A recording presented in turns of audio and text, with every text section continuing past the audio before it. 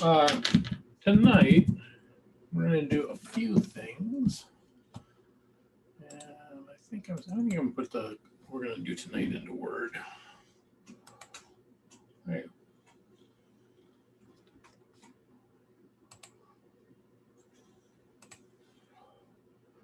I'll share my screen. Okay, so tonight,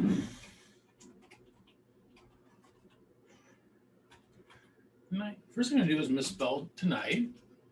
Tonight, I think we're going to start at chapter 4. Chapter 4 is on risk. It's not very long. Most of the stuff's already been covered.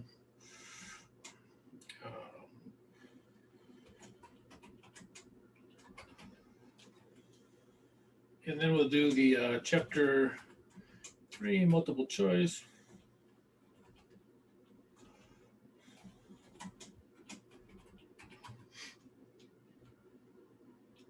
Out of chapter 3, how did you guys do with the 2 problems? Are you guys okay with those? You need to go over any of those or no? Yeah, okay. Okay, yeah, we can go over it. See what kind of came up with for the materiality and that, especially the second one. Okay, and then also we're going to have monetary unit sampling. We're going to start.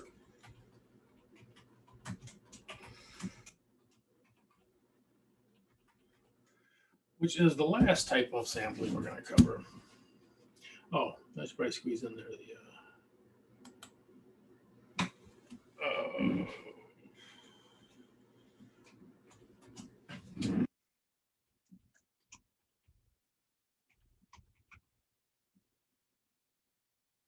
was it 330 and 331, I think it was.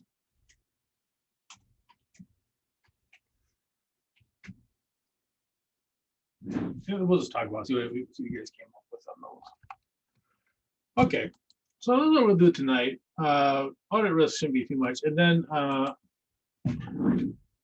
think tomorrow I'll send out, let's see, Thursday.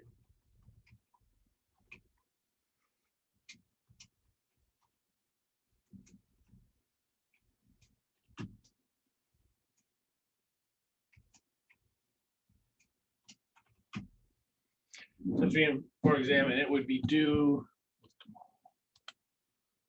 tomorrow. We do the 18th.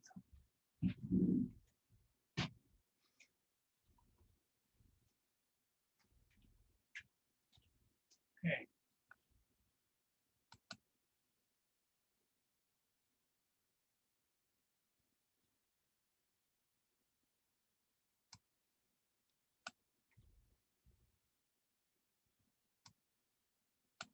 I might get this out tonight, but certainly by tomorrow.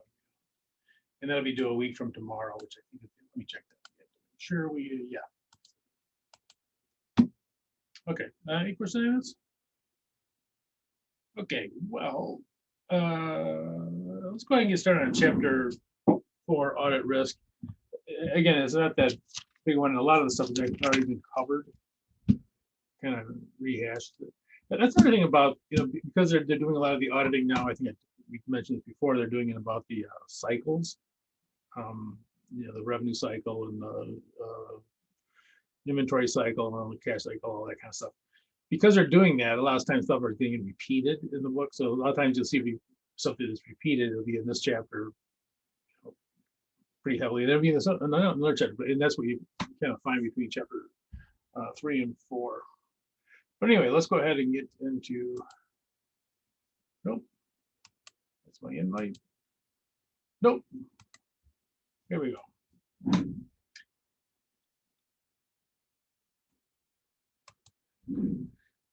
So chapter 4, this is a 2-pager. Is that right? Yeah. There's not too much in there. I'm going to switch. Let's do some stuff on the side here.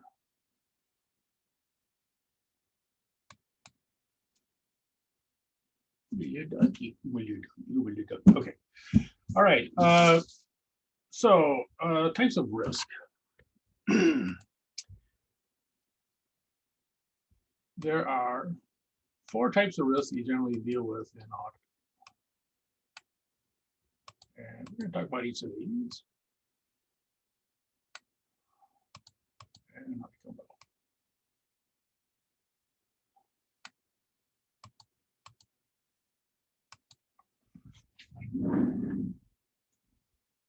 Inherent risk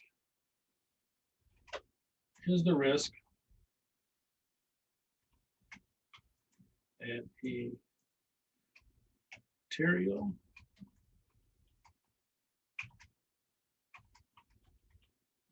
misstatement will occur. And sometimes they tack on here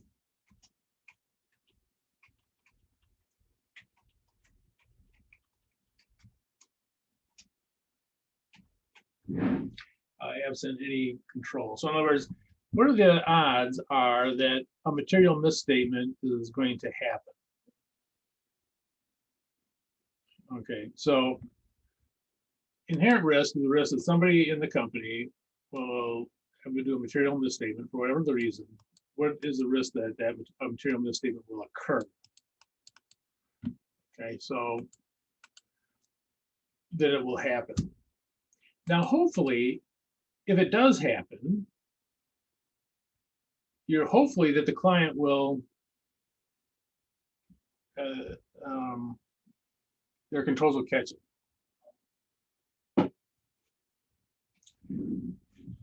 So control risk is the risk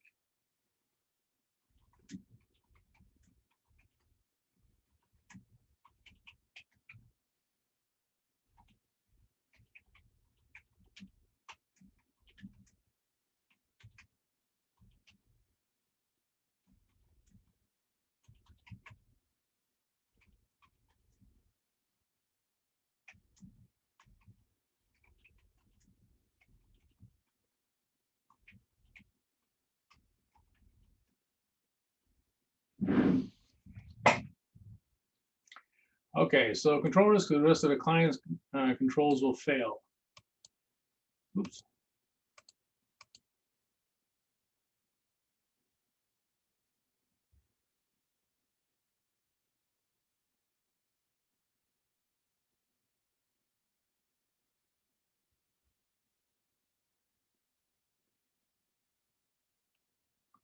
So this one is, these two are both inside the client, by the way. These are the clients that if someone inside the client, you know, if they make a misstatement, that would be the inherent risk. If the controls fail to catch it, that's a control risk. Detection risk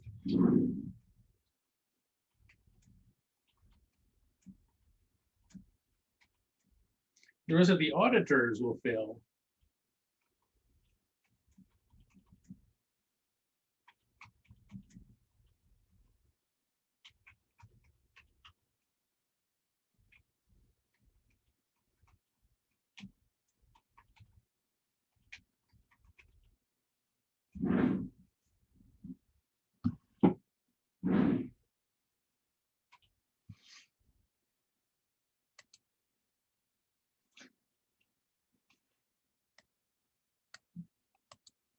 So detection risk that the auditors will fail.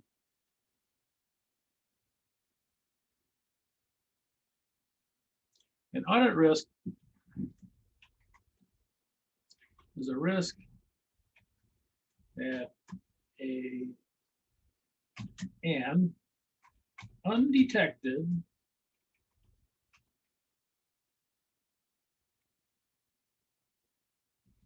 material misstatement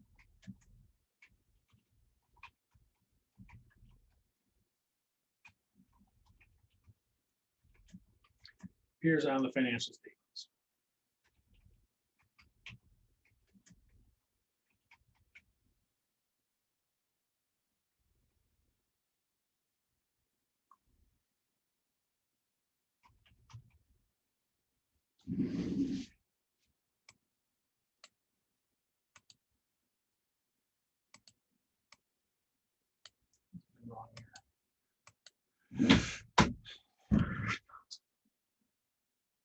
And notice it when it undertaken, the auditors might find a material misstatement and management might not correct it, in which case they get a bad report.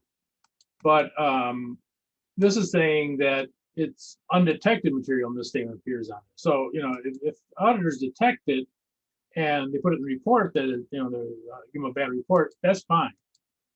The audit is still,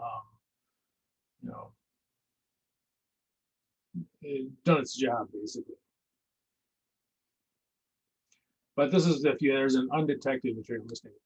So it's basically if all of these three risks fail, if they fail to do their, this one fails and it occurs, these two fail to catch it, that is the audit risk.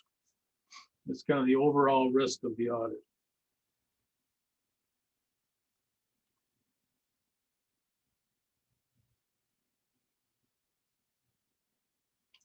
Any question on that?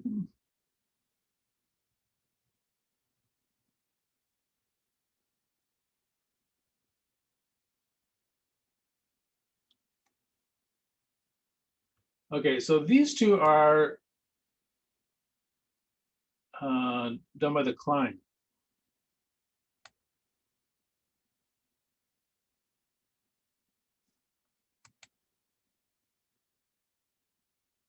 This is the only one that the auditors have control over. And this one relates to this one down here. The more work you do, the more likely are you to catch the material mistake. So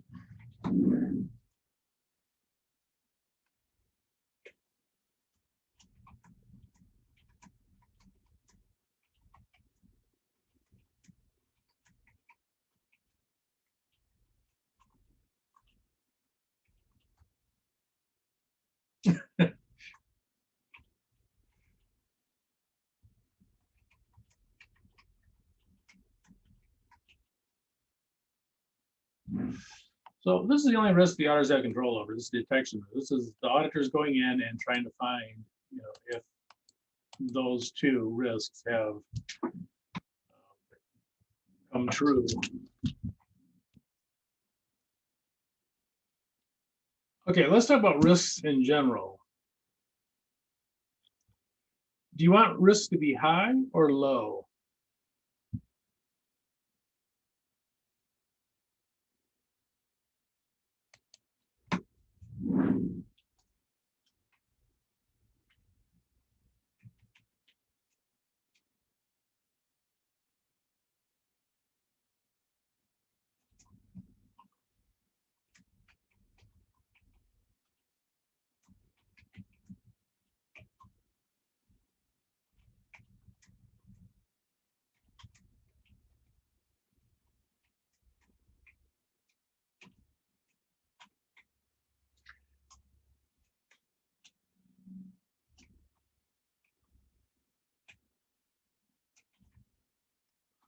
All right, do auditors want risk to be high or low? What do you think?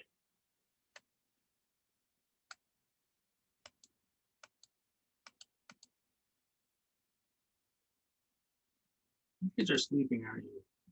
I know it. I'm gonna turn your mics on. I hear you snoring. Anyone?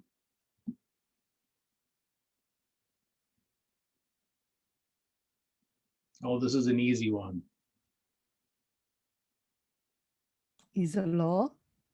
Yep, it is. Yeah, you always want it to be low. You like low risk. That you want it to be a low risk that a material misstatement will occur. You want it to be a low risk that the client's controls will fail. Yeah, I mean, ideally, if these two could be down to zero, you'd be happy. It doesn't work out that way, but so these two risks are you want those to be low. And the detection risk is kind of, well, it depends on this risk down here. So, in essence, you want this to be generally you want this to be low also, although it depends on these two up here. this one's dependent on those. How risky is the company will determine how much detection, how much you put into the detection. Okay. So let's go through these inherent risks. Just a couple of things here. Inherent risk and control risk are assessed.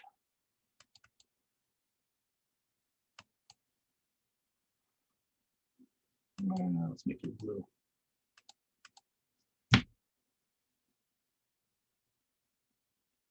Inherent risk and control risk cannot be changed. The actual, I should say. Let's see here. Now you can change your assessment. Maybe you assess it too high or too low, but the actual risks themselves cannot be changed. And there's two reasons for that.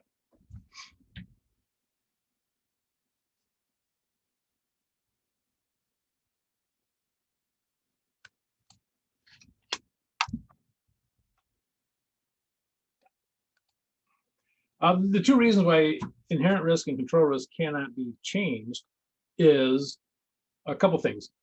First of all, you generally are doing this audit at year end. So if there's a risk that was present throughout the year, you can't jump in the time machine, go back and change the risk. Furthermore, auditors don't have control over those risks.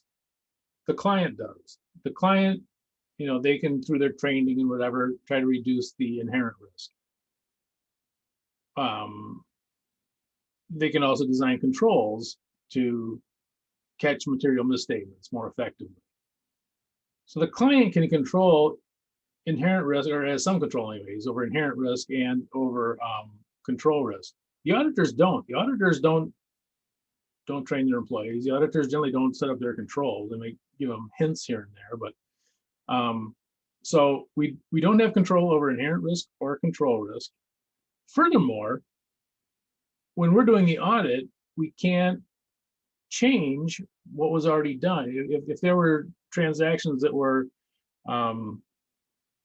put into the system using poor controls, there's nothing we can do. We can't jump in the time machine, go back and change that to have them go on with good control. They've already been put in, and those controls are already in place. So, we don't have any control over the actual inherent risk or control risk. We do assess it. So it is possible that we assess it too high or too low. That's, just part of your assessment process, that it's not 100% accurate, and that could occur. But the actual risk that is pretty much unknown, the actual risk you cannot change, right? And you can't change because A, it's not they're not your responsibility, and B, that the time any transactions that were done under those inherent risk and control risks were just done.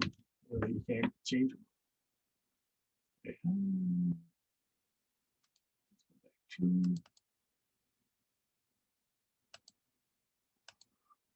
Okay. Yeah, so improvement form. Furthermore, the client, I just talked about that. The client is the only one that can control the inherent risk and control risk.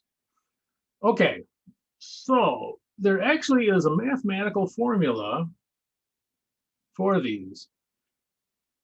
I know it's been tested at least twice on the CPA exam. It's probably been tested more than that.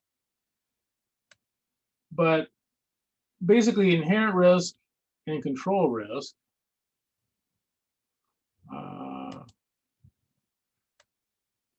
that is the risk of material misstatement.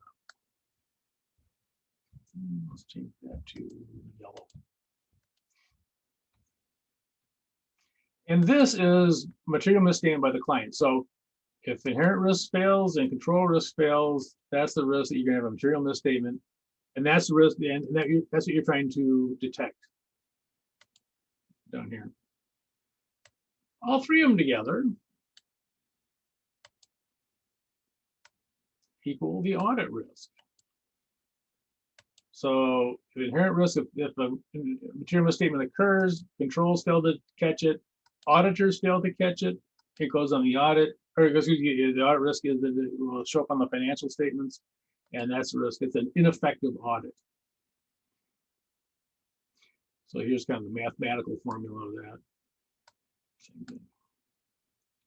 Okay, so risk of material misstatement. See if you can figure out what that is. I'll let you guys work on it, and then if you think you have it, go ahead and either tell me or put it in the chat.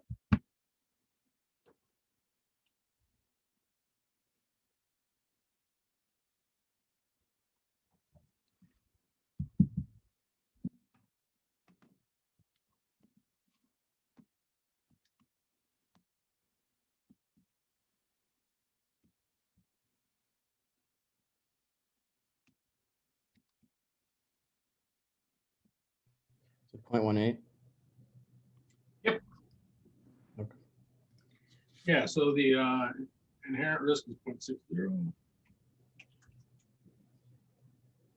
times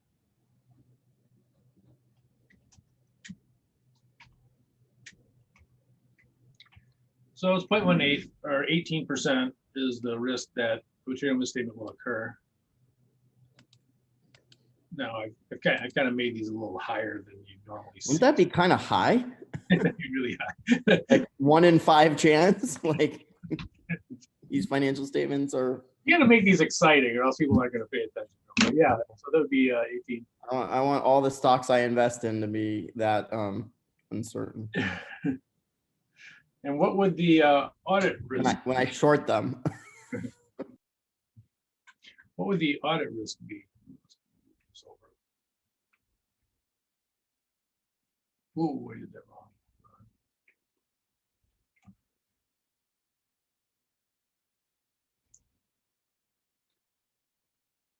So 0.8, 18% is the risk that material misstatement will occur and that the controls will fail to catch it. We set our audit risk at 20%. So what would be the overall audit risk?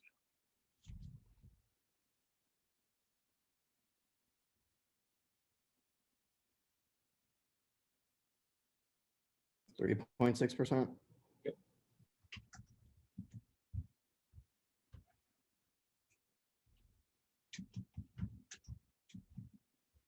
You could also take the 0.18 times.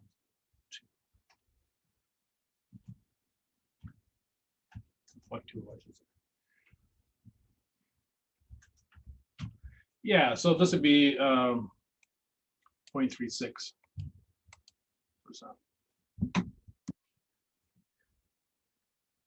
And so now, and these two are the assessed. So sometimes you'll see a CPA question and it'll say, what do you do in this case? And they'll say, reduce the inherent risk. While you would love to reduce the inherent risk, it's impossible. Reduce the control risk. You'd love to reduce that too. It's impossible. So, you know, if the only thing you have control over is this detection risk, and this feeds into the, as you can see here, the audit risk. So this would be an audit risk of 3.6%. Another way they put it sometimes is like this here, and they'll say,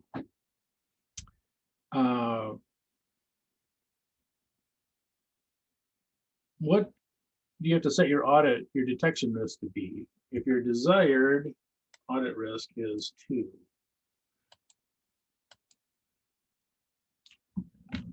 Let's see if we can figure that one.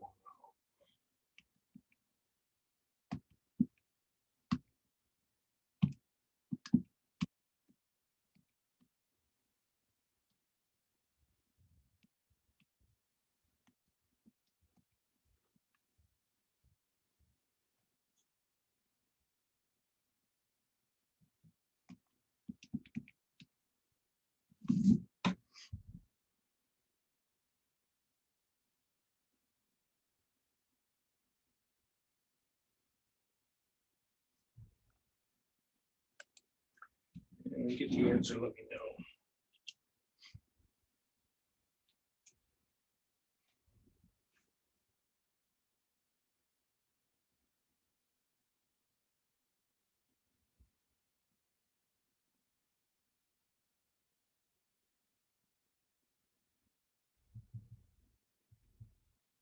I'll do the easy one.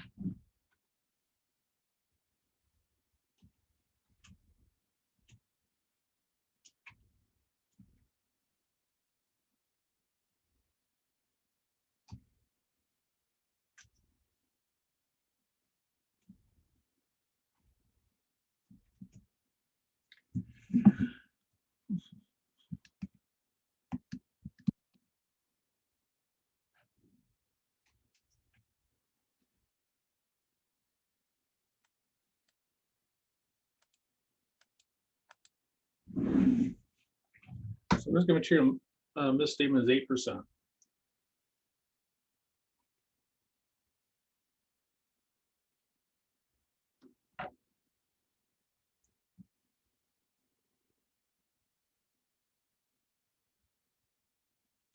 What do we have to set the detection risk to be?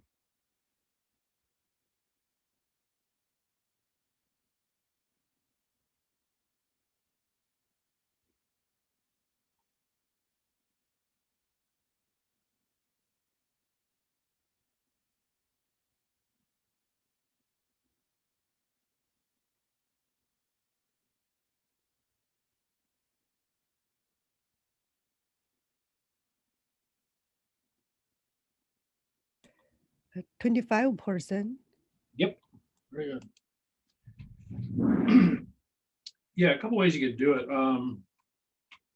You just take the 0.08 and solve it times D, but so if you put this out, let's see, times 2 times, and say D, don't know what that is yet. We want it to be equal to 0.02. So let me solve it for D.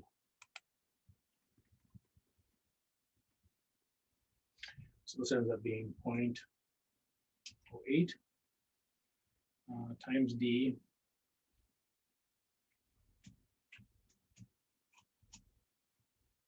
Oops.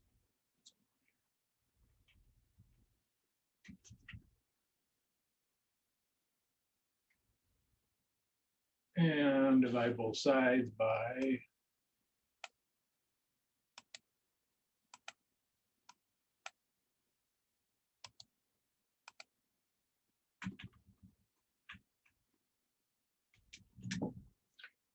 0.08. Oops, too far.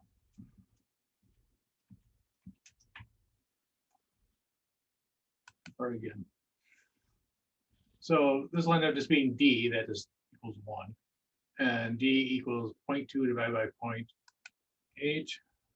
0.02 divided by 0.08, I should say.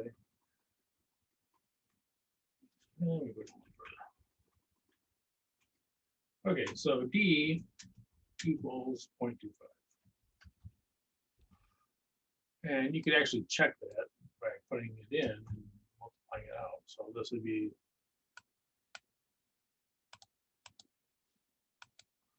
this is what your detection risk would have to be to come out with an overall desired audit risk of 2%.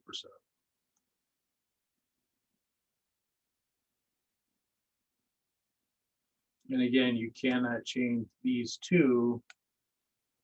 Your assessment of them may change, but the actual true inherent risk and control risk cannot be changed.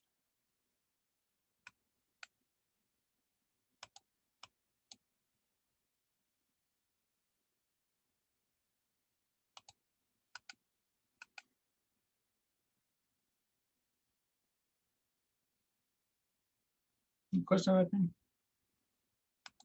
I'm gonna put one of these. I put one or two of these on the top. These have been. I know these have been tested on the CPA exam. I've seen them in regular questions, and I've also seen multiple choice of them. I don't know how much they do, you know, and I'm not 100% sure of how much, you know. A lot of places will kind of combine the inherent risk and control risk together. And they'll just come up with the risk of material misstatement. And so sometimes what you'll have is, you know, instead of doing inherent risk and control risk, they sort of assume that the inherent risk is 100%, and they just look at the control risk, and the control risk is what they use to evaluate it.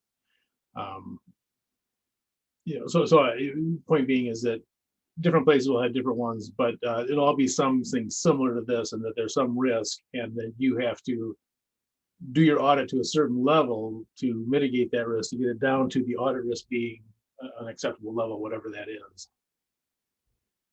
Okay.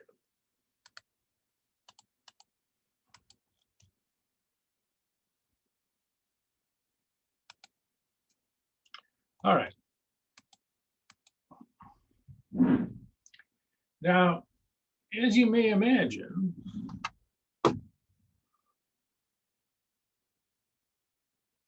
not all clients are created equal. So setting the audit risk.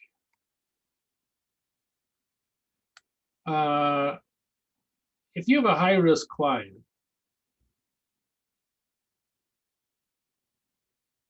what is your desired audit risk going to be?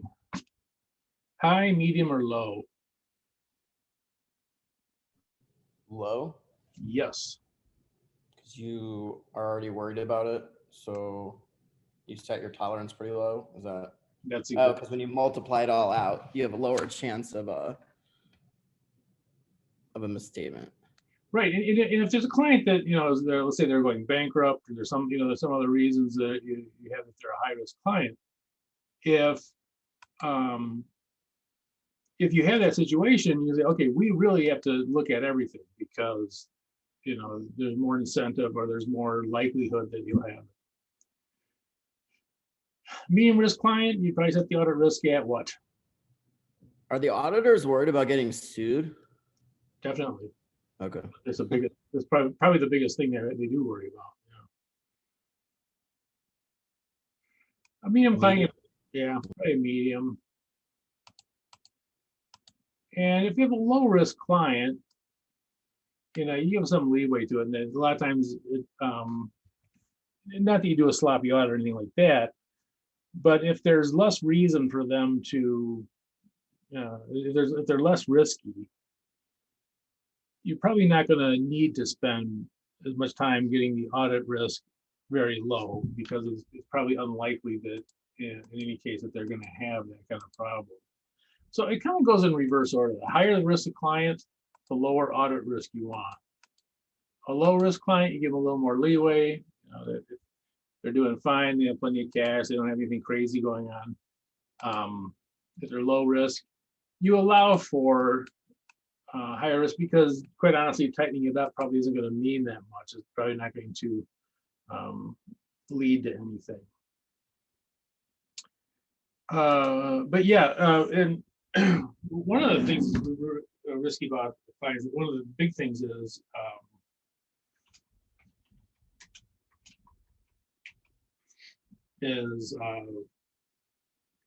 losses or bankruptcy.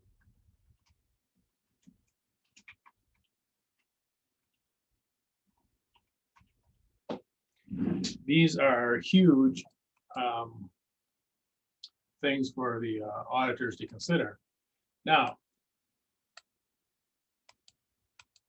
we do not take responsibility for a client's profitability. Right? We do the financial statements, and they can be in bankruptcy or something, have their financial statements made correctly and all that. And they may have big losses and that sort of thing. So you say, well, why do we even care, right? I mean, if we do our job, right? And even if they are a risky client, if we do our job, then we have nothing to worry about. Actually, you do, and here's why. It is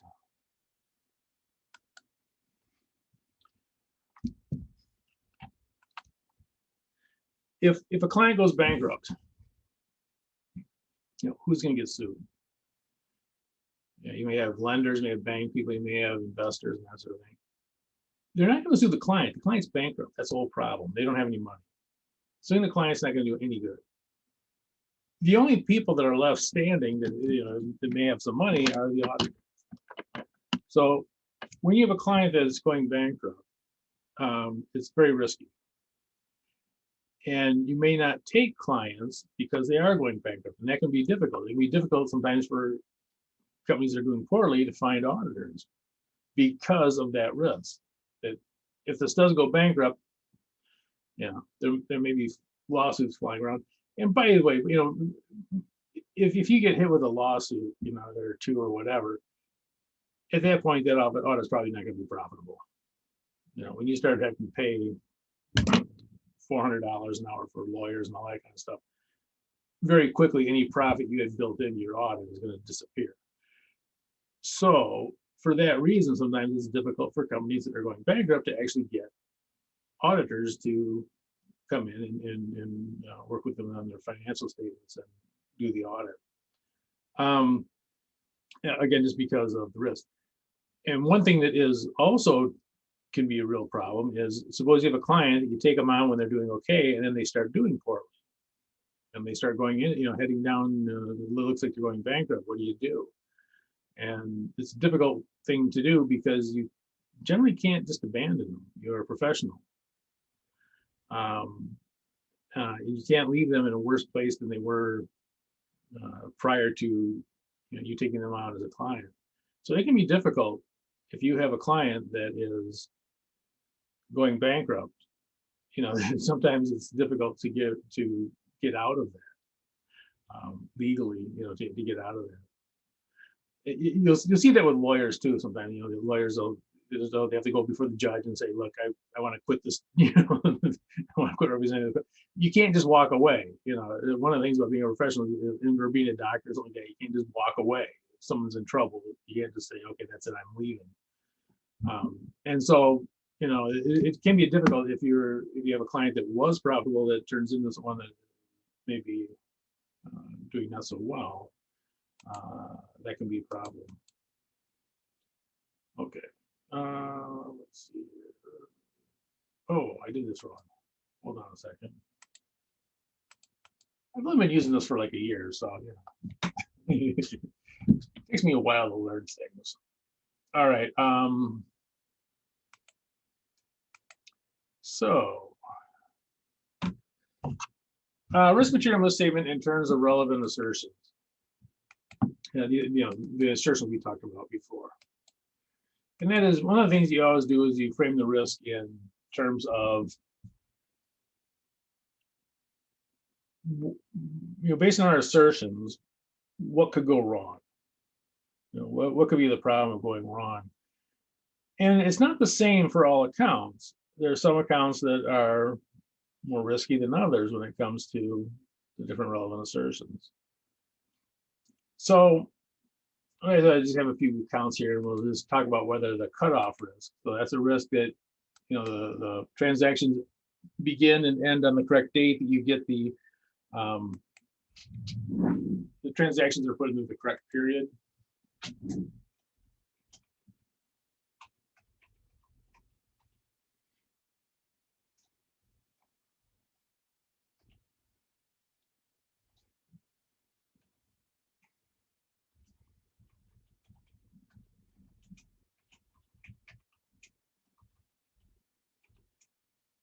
So cutoff is a risk that the transaction recorded in the correct period, or maybe not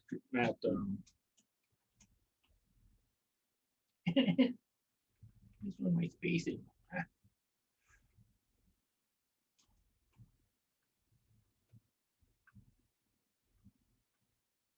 Okay, so cash account.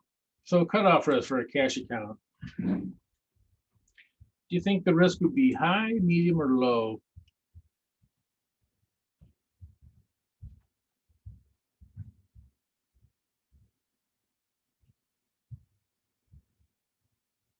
It's low. Probably could be more, I would say around like medium, maybe even high, depending on what it is. But basically, you're trying to cut off how much when the cash goes into the bank, and there might be a problem with like things like deposits in transit. But I would say it's probably at least medium. It could be depending on the company and so forth and how they do their banking. How about inventory?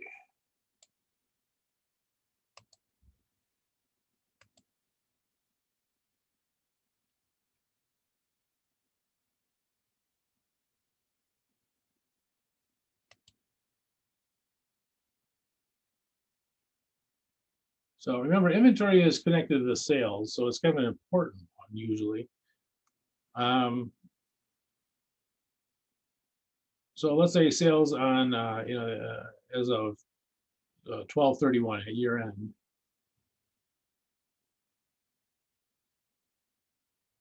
Be high, medium, or low? It's high. It's high. Yes, it is. And it's high for two reasons usually. And that is that there are two things going on with it. There's the sales cutoff. There's also a purchasing cutoff.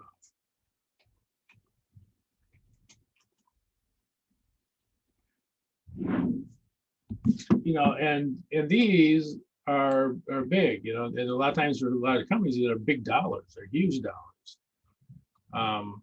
So purchasing cutoff, what stuff did you actually own at year end that came in, and what stuff actually went out at year end. Inventories can be a real pain to go through, because I think I told you guys I was an inventory guy when I was in auditing. Just I don't know why. I just got assigned to it and whatever. I became like the inventory guy. So anyway, but inventory is really a problem. It can be because of these two things. It's constantly moving. Inventory from one day to the next changes significantly. It can change significantly. So inventory would be a high risk. How about equipment?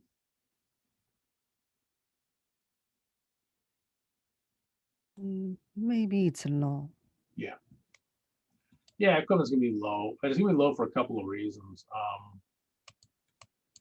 It doesn't change very much from one day to the next, usually. These different colors. It doesn't change too much. And also something else about equipment is that equipment, the cutoff isn't as serious for things like equipment, because it's not going to affect the income statement. So stop that. I'm trying to change cameras in this, putting up that I should invite more people. With equipment, if you buy equipment, say near the end of the year, if you don't put that on the books, if it's not recorded at the end of the year, your balance sheet might be off some, but it's not going to affect your income statement. And a lot of times in auditing, we talk about the income statement in terms of the income statement. That's the big thing of getting the income correct. And the reason being is, you guys remember from your other classes that depreciation, you usually round it off to the nearest month. So if you buy something at the end of, say, December, running up to the nearest month, it goes to the next month, there is no depreciation expense. Nothing on that transaction will hit the income statement. So cutoff for things like equipment, first of all, A, it doesn't change that much usually. And B, even if it does change some near the end of the period, it's not going to affect the income statement, because the depreciation is not going to be changed. You round off to the nearest month. If you buy it on December 20th or whatever, you're going to round it off to January anyways, as being the first month of depreciation. It's not going to affect the income statement.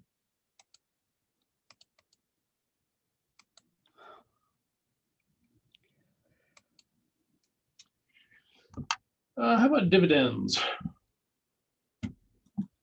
Those are the payments made to the people in stock.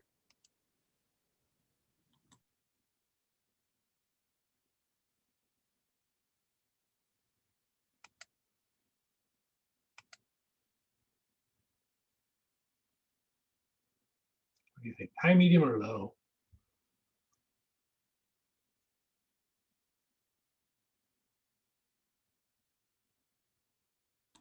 Medium. Yeah, it could be medium. I would say medium or low, somewhere in there. I put this in here because this is more of a transaction. This is a end of the period thing. This is a kind of transaction. Because this is a transaction, it might be a little bit higher. But it could also be, well, I would probably put it as low, but medium would be fine. I mean, there's nothing, again, this is all judgment. This is, you could definitely put it as medium.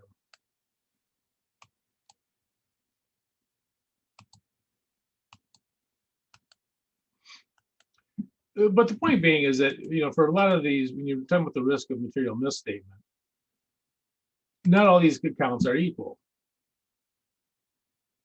So, what are you going to spend a lot of time on? Well, one thing people always tell you that they do audits, especially of retailers, that the inventory is like a big thing.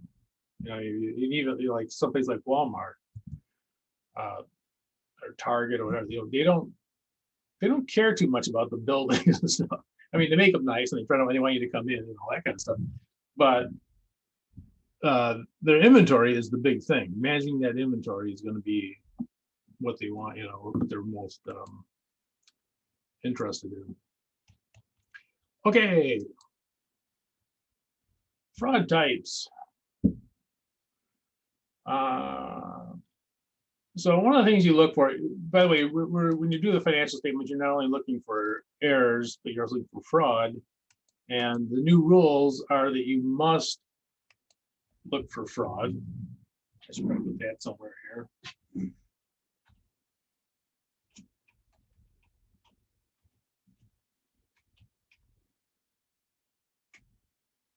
Just say required.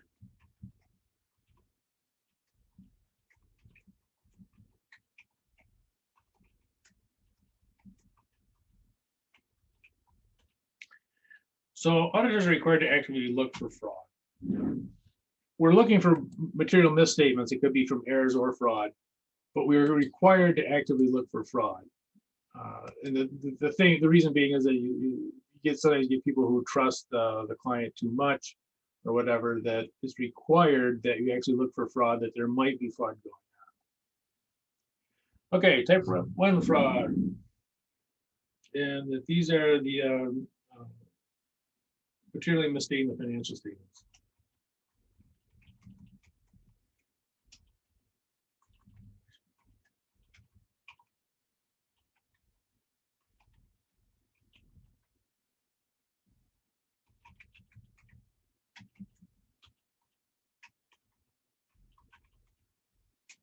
In other words, cooking the books.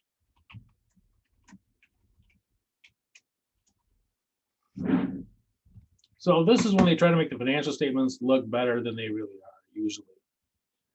It could also be trying to make them look worse than they usually are. But a lot of times try to make them look better than they usually are. So this type 1 fraud is materially misstating the financial statements.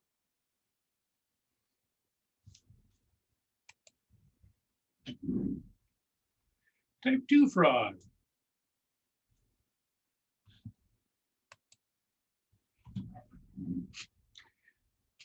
is hilariously called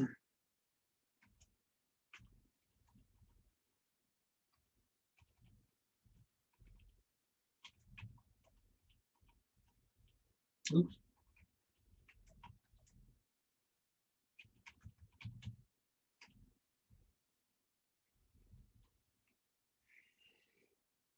Excuse me. Employee misappropriation of assets.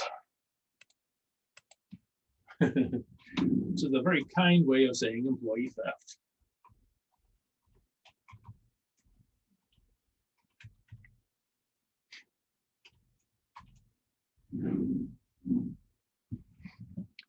So type 2 fraud is employee misappropriation of assets. So that's usually someone stealing from the client.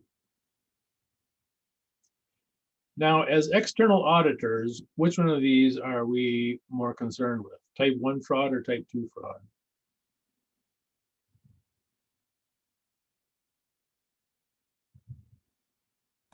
Type 1. Yep. So external auditors are really focused on this usually.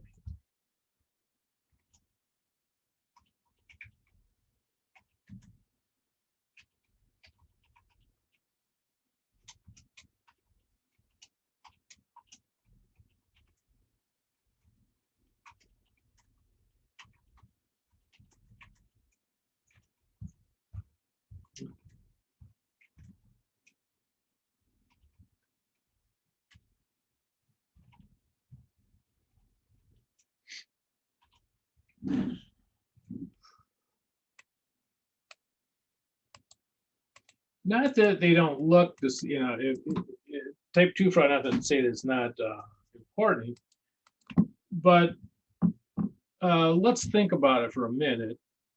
And that is, you know, how much would someone have to be, how much fraud would they have to have for someone, say, working at Walmart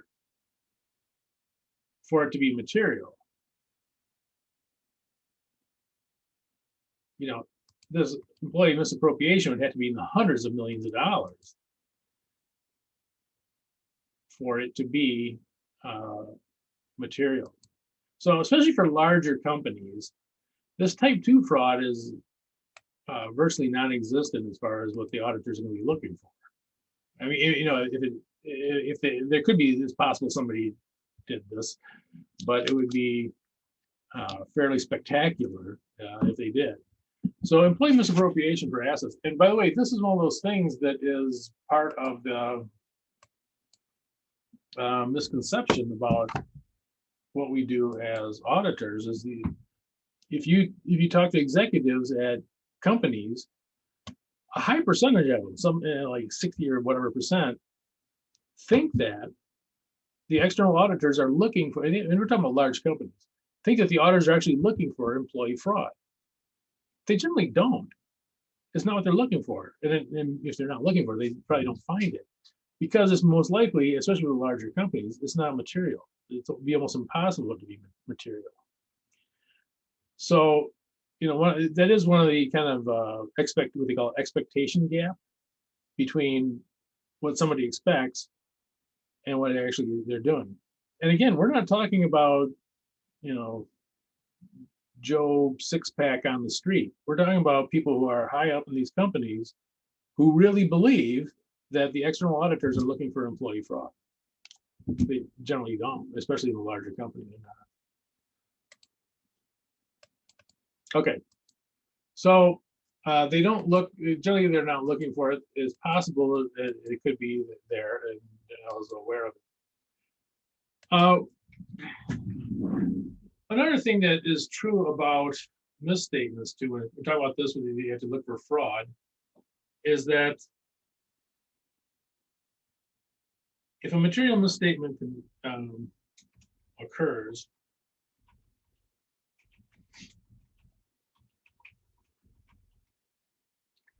I shouldn't say occurs.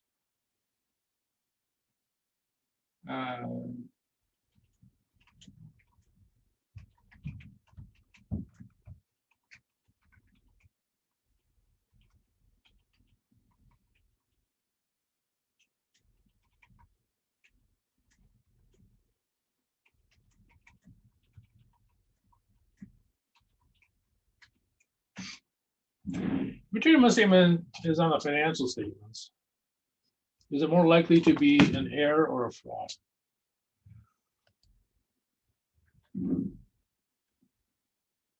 especially I'm thinking more about larger companies.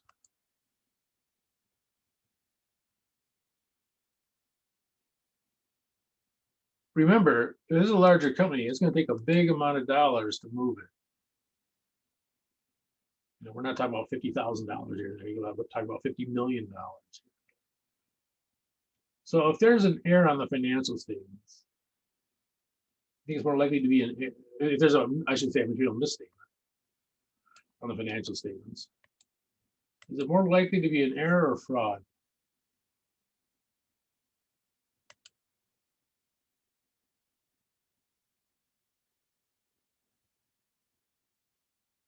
Oh, somebody guess. Who's got a coin?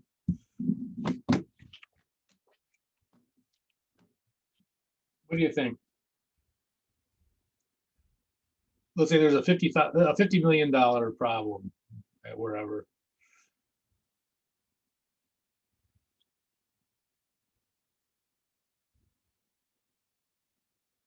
No one?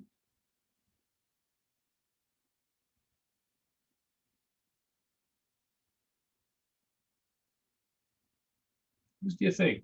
More likely to be an error or fraud?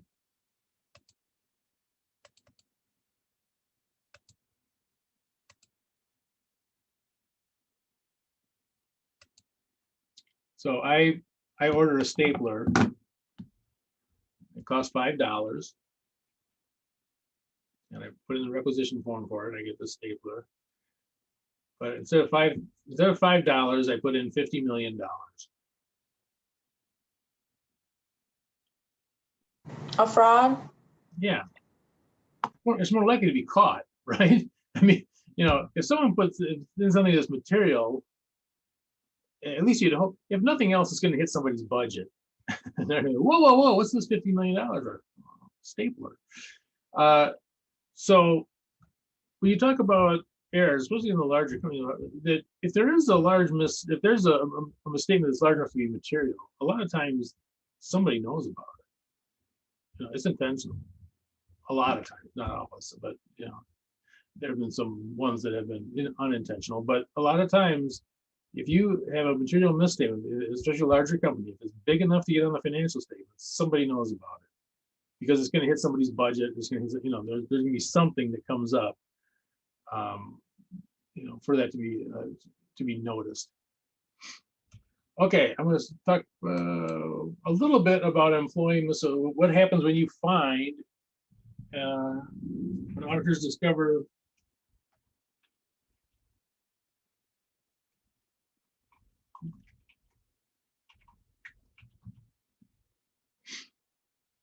type 2 fraud, employee theft.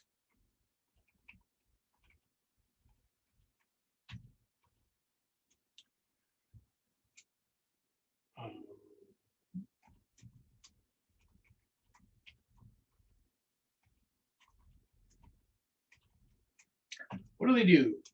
So if you're doing an audit, you find employee theft.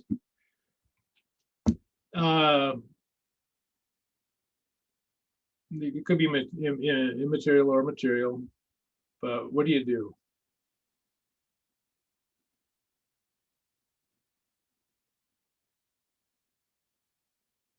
Who do you give that to? Okay, first of all, do you call the police?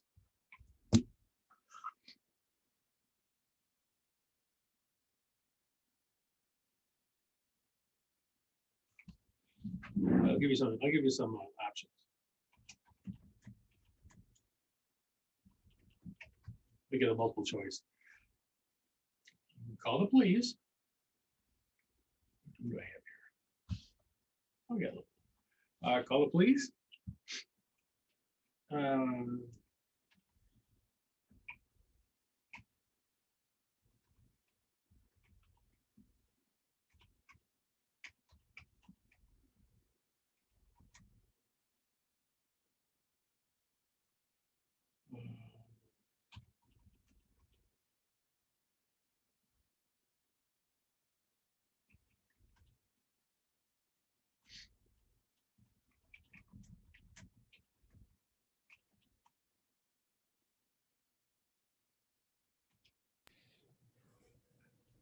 So Professor CFE me here is recalling that reaching out to the company's legal counsel very, very early on before any of these other things are done, because there's privacy issues at stake. And if the company hasn't properly created handbooks and differentiated what's public and what's not, private and public spaces, the auditor could be in a big world of trouble. Yes, that's exactly what I was getting at. You do not. So even calling the police is a problem, like as the first step. You do not call the police. You tell management and the board of directors. If it's material, you're going to tell the board of directors or the audit committee and management about it, and hopefully that they will take care of it in a way that the auditors feel is appropriate. When you are telling somebody, and this is true whether you're doing an audit, an external auditor or internal auditor or anything else, you simply state the facts. And you do it in general terms. You say, that there was an inventory, the inventory was missing, inventory clerk was discovered with it in their car, or whatever it is. Whatever you come up with. You do not name names. You do not accuse them of the crime. You know, I can't tell you how many times you'll see in the, you know, in the news or whatever, you know, that the company caught this person embezzling and fired him, and the guy turns around and sues the company and wins. Of course he wins. You just accuse somebody of embezzlement. Embezzlement's a crime. That's slander. You can be sued for that. So you do not name the people, and you're not the judge, you're not the jury. You don't say that they committed embezzlement or, you know, any kind of legal term that would indicate a crime. You can definitely be sued for that and say, well, I know when you go to court, I'll prove it. It's going to be in civil court. You don't prove a crime in civil court. That's done in criminal court. So going in and saying, well, I'm going to prove it in court is meaningless. You accuse them of a crime that you cannot prove in civil court. It can only be proven in criminal court. You're setting yourself up for a real problem if you do. So you never name names. You never, and you may be pressured to, well, who is it? Who is it? It's up to you guys. I'll give you what we have. It's up to you guys to do whatever you want with it. Let the company deal with it. And the company should have some way of dealing with you know, whatever it is. So what should the company do? So let's say you're in a company that has this. Auditors come to you, or you just discover somebody who has committed a fraud. You generally, the best thing to do, you know, is you will get legal counsel most likely, but also to take it to the police. And you can file a report with the police saying, you know, here's a report filed, and let the police handle it. So again, you have no control over the prosecution or anything like that, and you do not want to be sued for slander. And by the way, another thing, people say, well, they won't sue me, they'll sue the company. If they can sue you. Generally, slander is not part of your job description, right? So if it's not part of your job description and you did it anyway, you did it on the job, you're not protected by the company. So, you know, you have to be very careful when you run across a fraud. It is not something that you start throwing the accusations, and even if you are 100% sure of what happened, doesn't matter.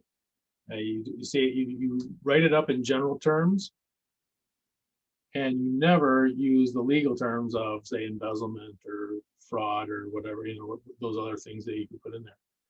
I'll tell you something else too about fraud, and this is from people who prosecute it. Fraud is a difficult crime to prosecute because you have to show intent. It can't be an error. You know, fraud means you intentionally did something. And intent is really hard to prove legally beyond a reasonable doubt.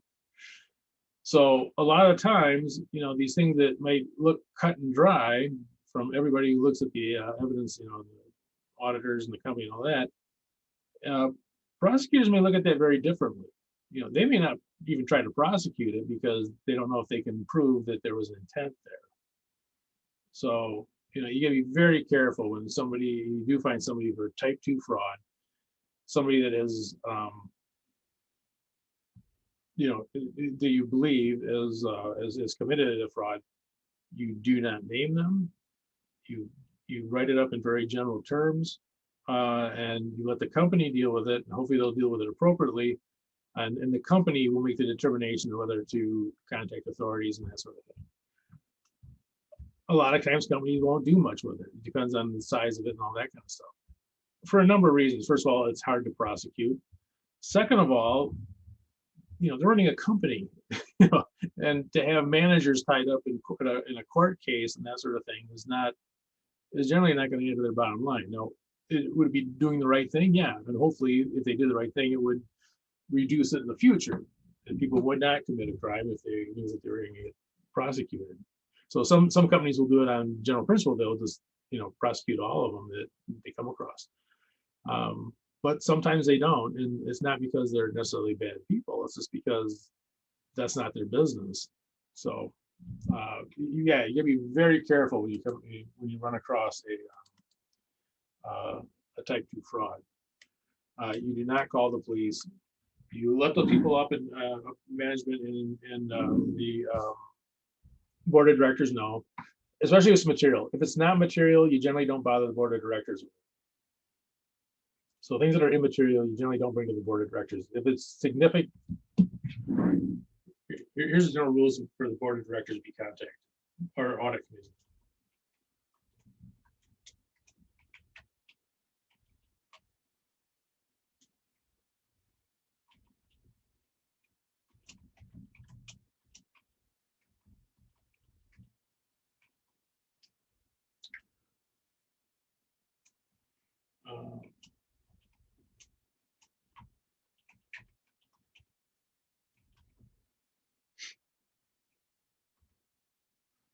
One is So- Most companies are going to have like a whistleblower hotline or a process that they've already implemented as part of, fraud prevention and ongoing risk management around fraud.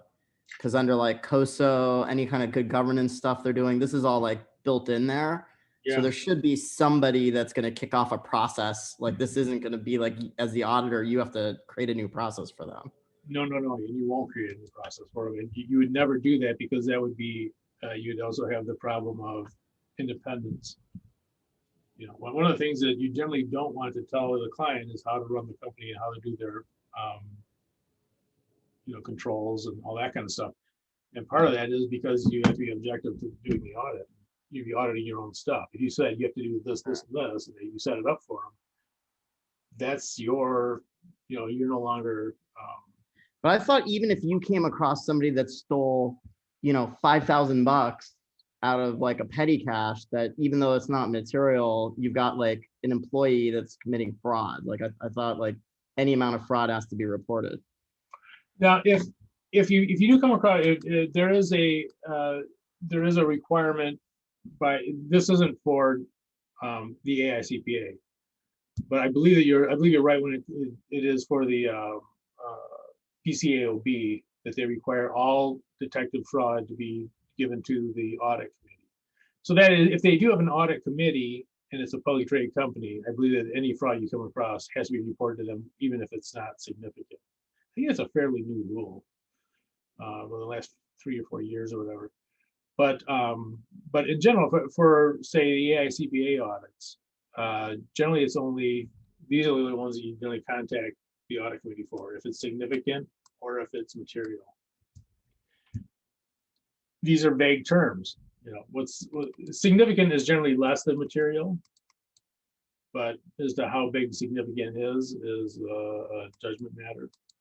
And that's probably why the PCAOB says, if you come across anything, just report it. Somebody, steals a loaf of bread, you report it. You come across it, you report to the board of directors. Taking out that auditor filter of, is it significant or material? But for the AICPA, significant or material are generally the guidelines for what you report to the board of directors of the audit committee. Yeah, and I would, as far as he's contacting about every little thing, that is, well, first of all, most likely they're not going to find a little fraud when you're doing an audit. But if you do, I guess even if it's insignificant, even if it's not immaterial, you'd still tell management, certainly. I'll tell you, here's and this is just my own 2 cents. Audit committees and board of directors in general, a lot of times they're not the financial people you think that they are. You'll find a whole mix of people on those board of directors, and that's good because there's different things the company does. It's not just about profit; it's about social issues and all this other stuff that goes into what really a company is. So those people on the board of directors a lot of times are not. They may focus on something that is not material when they shouldn't. Someone embezzling $50,000 from Walmart, you run across it, you report to the board of directors. People get all in a tizzy about it. $50,000, that's what Walmart makes in 10 seconds or something. The point being is that you know, one of the risks of reporting everything to the board of directors higher up is that they might think that that is just as important as, you know, the $780 million of inventory that is, you don't want them to be, if you get a list of 5 things, and those 5 things are all equal. $50,000 embezzlement is clearly not equal to anything. So, you can run into those kinds of issues as to what you report. So I'm not sure if the PCAOB's rule on that is helpful or hurtful, but I think that the reason that they do it is just exactly what you talked about, that everything you come across, give it to the board of directors and let them make the determination. But for the AICPA, significant is usually the bar. If it's significant, you tell it to the board of directors. Significant, and then material is even more than significant. So by definition, something that's material is also significant. Significant maybe not, let's put a dollar amount. Significant is $10,000. Material is 50,000. By definition, whatever material is 50,000, it's also significant. It's also more than 10,000. Okay. Well, I think what we'll do now is any questions on that, by the way? But again, you do not want to come out and accuse somebody of a crime. You're not a judge. You're not a jury. I don't do that. Contact the board of directors. I'll take a look. I think you're right though. The PCAOB now requires everything, all fraud in an external audit, and employee theft, or I think it was under Sarbanes-Oxley, and then they tightened it up that if the auditor is supposed to be like, brainstorming ways that fraud is occurring, all these kinds of things, and then they're ignoring small things that are still, happening, like dishonest employees. Yeah, no, you're right. Well, in the, all the things on the brainstorming stuff, that is all part of setting your risk. Yeah.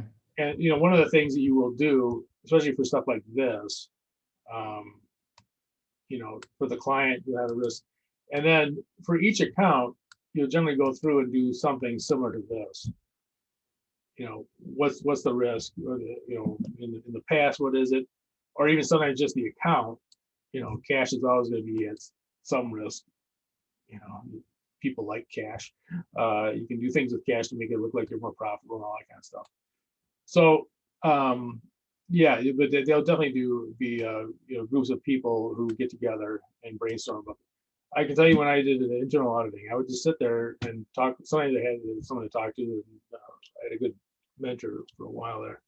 When I was doing it, just sit there and think, if I was that person, how would I do this? And you can sit there and just think it. And a lot of times you come up with things to test for. And I actually found some control weakness and stuff that people could have been definitely stealing from the company and no one would have known, just because they had too many duties. There was a petty cash. We had a petty cash fund that had $10,000. And they basically were free to do whatever they wanted. There was no reconciliations or anything. There's no evaluation of receipts or anything. And so, you do run into those situations sometimes. And you got to remember too, there are people that, you're there for a short period of time. There are people that sit there every day. You can imagine someone sitting, having a tough time this month, and you're sitting there on, there's $10,000 cash and no one does anything to check on it. It would be tempting. I mean, not that I'm a criminal, but sitting around looking at $10,000 cash that has no controls over it,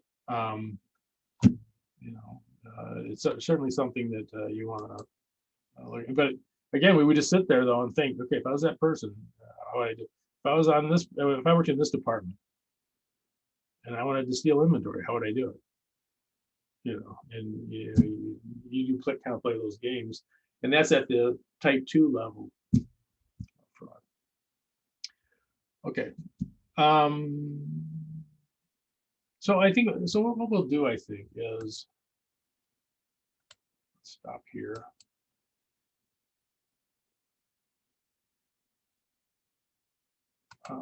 So I think we'll go ahead and take a break, and why don't we come back?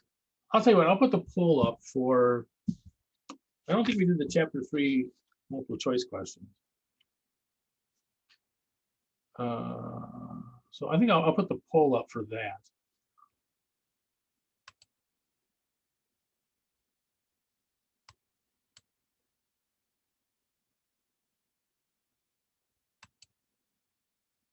Oh, it's not gonna let me put the second one up. Okay, well, we'll do the first 10, I guess, and then we'll do the next. I think there's 20 of them, aren't there? So go ahead and do the first 10 from your multiple choice. I'll go ahead and put them in the first poll there. And we'll come back, we'll go over them. Now, if you don't have, I think I included those in the, did I include those in the today's? Can't remember.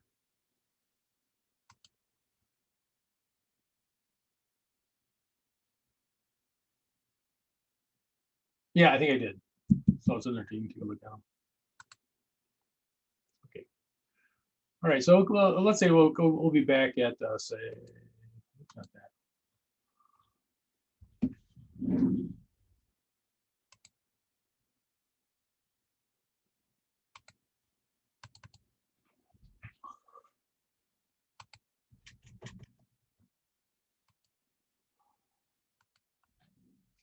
You wanted us to wait on 11 through 20, or you wanted us to put it somewhere else? I didn't. I don't think I can put two polls up at the same time. Okay. I'll have to do it separately.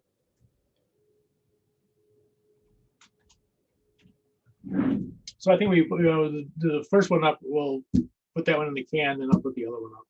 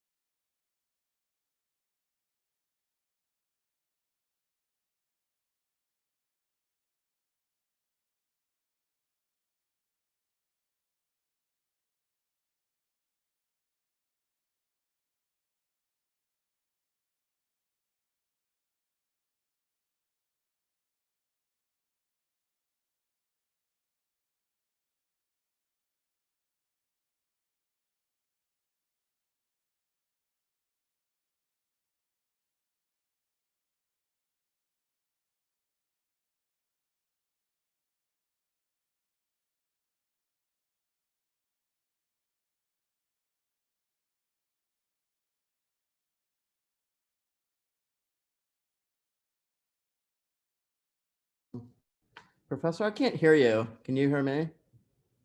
I was just talking to myself there. I'm sorry, Jason. I just Yeah, the whole time. Sorry, I saw you like talking. I was like, uh-oh. and you're like, oh, I this is started pleasant. This is a adjusting all lot more the pleasant than settings the on my book. computer thinking I pushed something, but then I'm like, no. This is much more pleasant than hearing him. It's, um, no, I just looked up for the PCAOB, and it was clearly immaterial whether it's a type 1 or type 2 that does not need to be reported to the board of directors or the audit committee. But I thought there was something that you had to report. I know Because you you also have don't, to or report do you it just go to your client? You just go to management, maybe. Yeah, if it's clearly immaterial, you go to management. Everything goes to management. You should always report all that except to management. But if it is, but according to the PCAOB, that you don't need to. I'll look it up though, because I did think there was something that you had to report everything, and I'll in communications with the audit committee. But I'll keep looking, because I did think that there was something like that you report for the PCAOB, but not for the AICPA. AICPA, the rule is still significant. And if it's not significant, you don't bother the board of directors with it, basically. And material being more than significant. Okay. Are people still working on the multiple choice questions?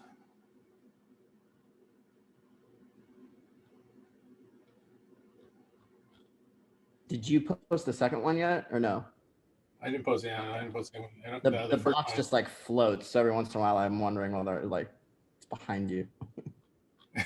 Oh, you can see it? Can you see the box? Just like when you have it, it floats, and when you submit it, it disappears. Oh, okay. But it like launches on mine, at least I'm on a Mac. It launches like a separate window. It's kind of interesting. Yeah, as it is on this one too, and it's I think I have these all as anonymous, so don't be afraid of, if you put the wrong thing in. I'll tell you what, I'll leave it. I look like some people are still working on it, so I'll leave that up for a little longer. But what we can start doing is let me see about the if there's any questions on the chapter 3 problems.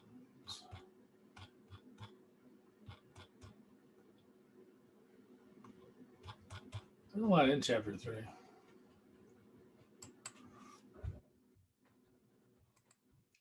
All right, so I'll leave the survey up though for a little longer, the poll.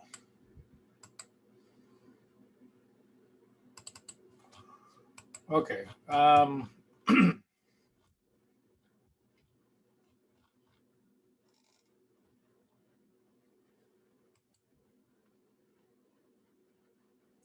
This one's purely a math one.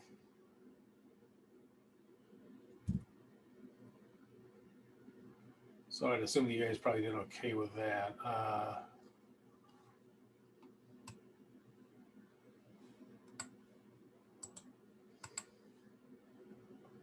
put it into a Word.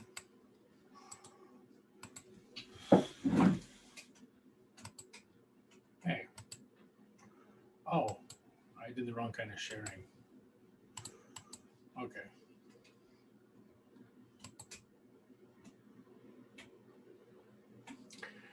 Okay, so this is the first. This is what is this? 330, I think it is.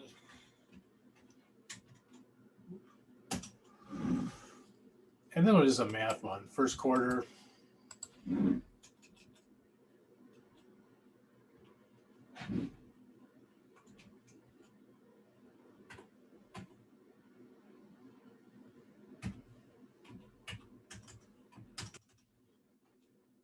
Oops.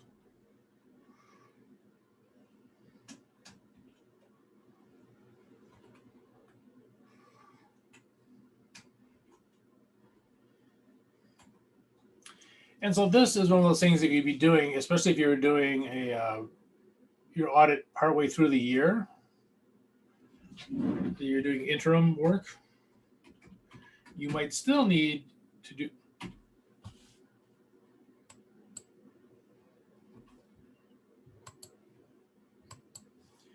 You might still need to, you figure out what is material or not, because you're doing work during the year.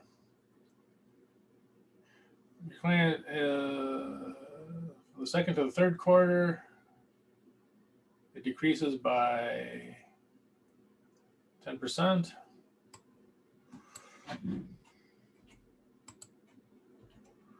Okay, so quarter three.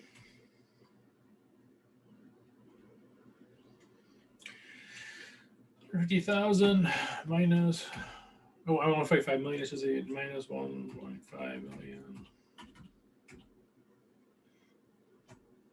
times 0.1 equals, what is that? 1. I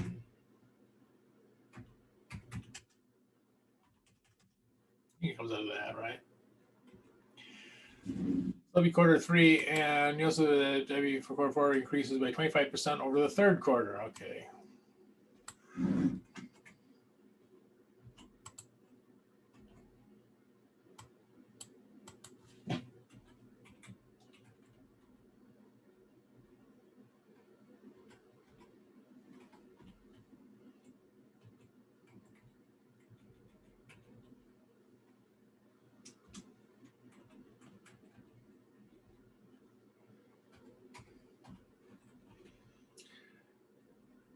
%. And that is some number that I don't know.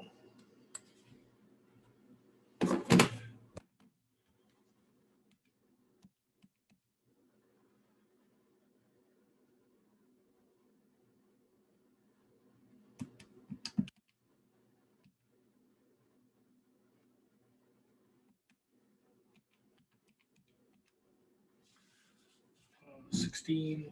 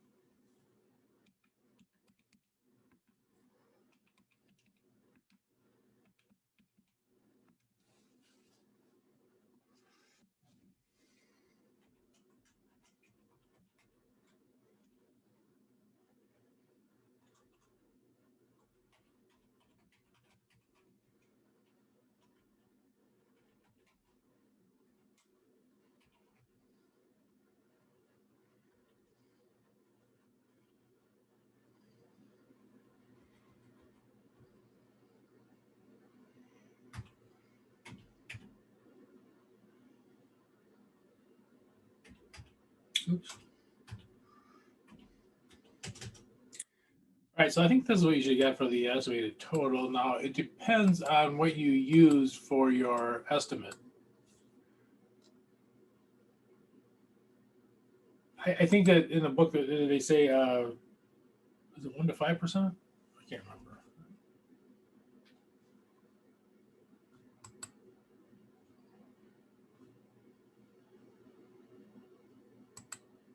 So anyway, if you depend on your percentage, no wait, this is 3 to 10%. So if you materiality, if you determine it to be 5%, you just multiply it by 5%. Now the second one here was actually the more interesting of the two, and these first ones are somewhat interesting, but this last one is the most interesting. So you guys work through those. Those are.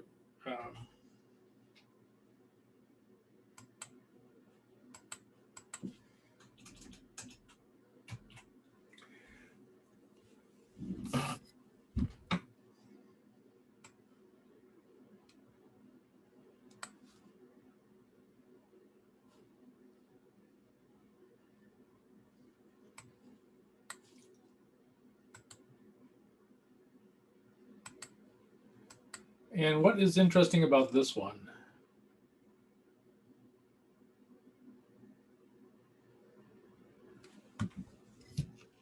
This one actually has something that is really interesting.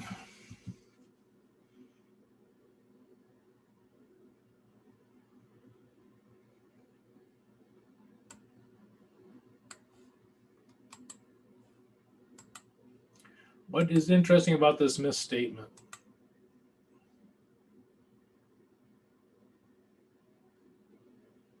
It would flip you to a loss. Yes. This would You go change, from a small gain to not a very large loss, but you're no longer positive. right, instead of a $500,000 profit, you would have a $1 million loss. So in this case, even, it's almost regardless of what you come up with materiality. So if you use total assets of 2.2 billion, the materiality might be kind of high. Because this is one of those things that is qualitative.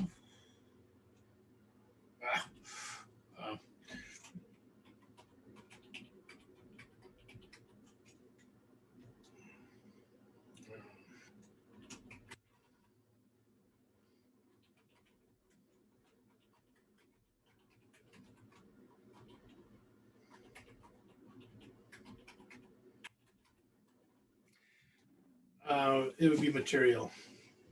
So even though the amount of a statement itself probably isn't, that this would be material. And for scenario 2 and 3, you can go through those. And those generally, depending on what you do with them, they're probably not material. But well, the first one might be, depending on what one you used.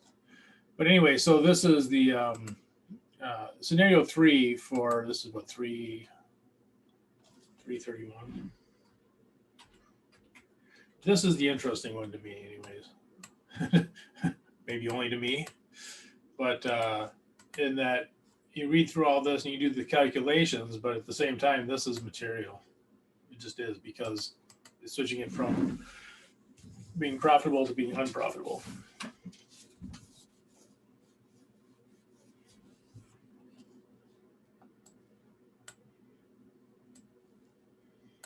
Okay, so we've got 2 of the people in. Let's take a look here at the answers.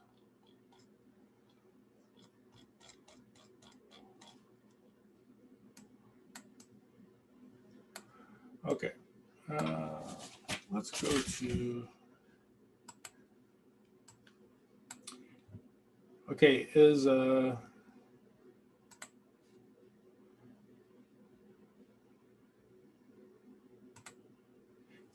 anyone still working on the multiple choice?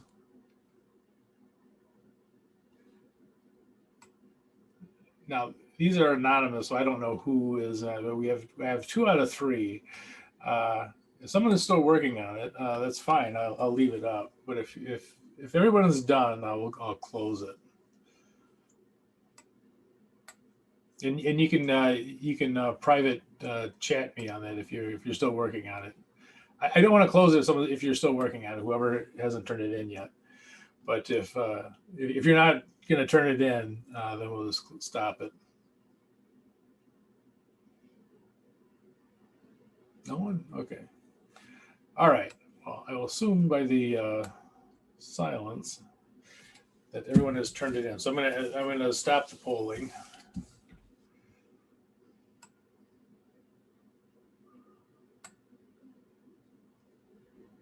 And I'm not sure if I can put the other one up yet. Let me. It's not letting me do it. I can't put the other one up until it'll have to exit it. So here, I'll share the results on this one. Oh, wait, everyone turned it in. Yay, thank you, everyone. All righty, well, let's share the results and let's go through them.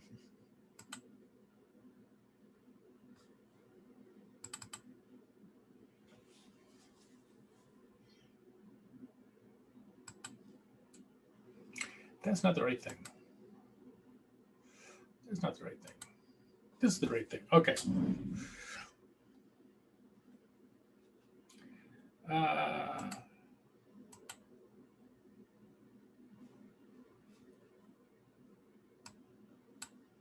Okay.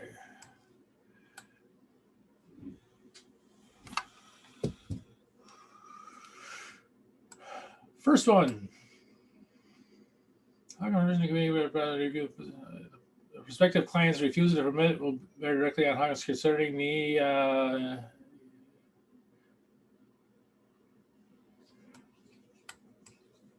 you guys got this one right. It's that one. Yep. Integrity of management. Now, it is the other one you could have chosen here. It is a scope limitation, but this is before you even take the client on, that they're refusing to let you talk directly. And that is that management might be hiding something. Okay, assessment whether to accept a client on again, consider current health. Yes. Yes. Yes. By the way, sometimes too, they talk about the CPA's overall engagement risk, that if you have a lot of clients that are risky, or maybe they even became risky, that you may avoid taking on new clients because you there's only so much risk that your CPA firm can handle. So even your own financial position may also be included in your decision making. Question 3. The following should an auditor obtain?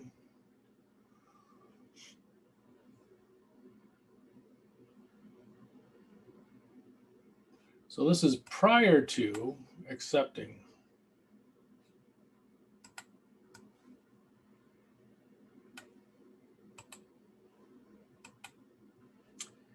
D is correct.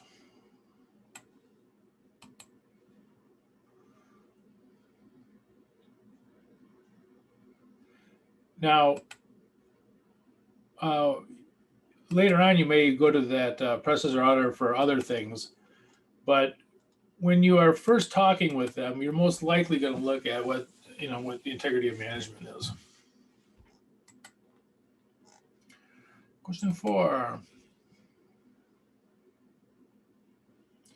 Which of the following would most likely cause CPA not to accept a new audit engagement?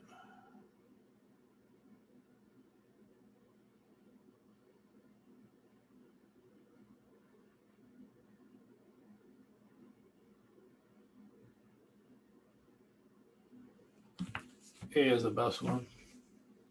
Oh, you guys are bad on it. You're doing well here.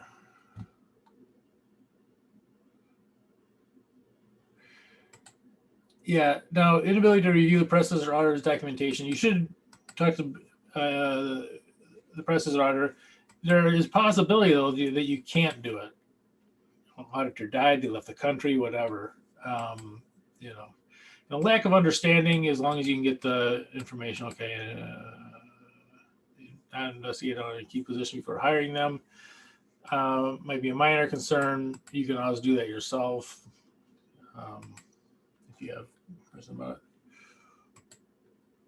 5 is correct. The biggest thing about an audit is that if you don't think that you'll be able to get enough information to support an opinion, you should not take the audit.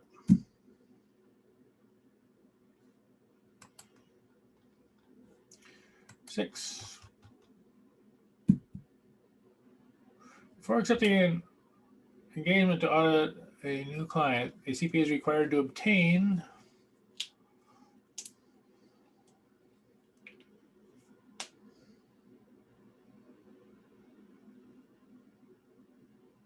D.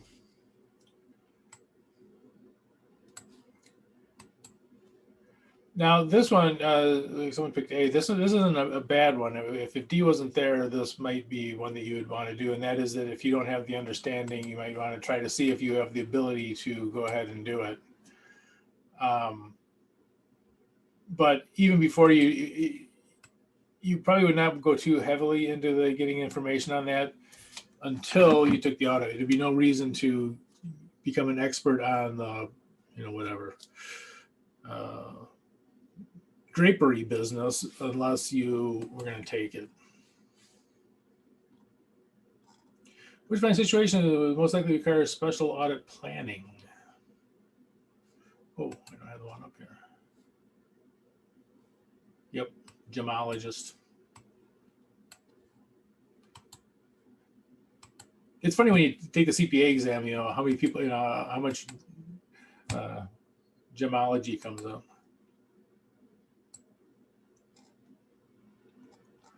Okay.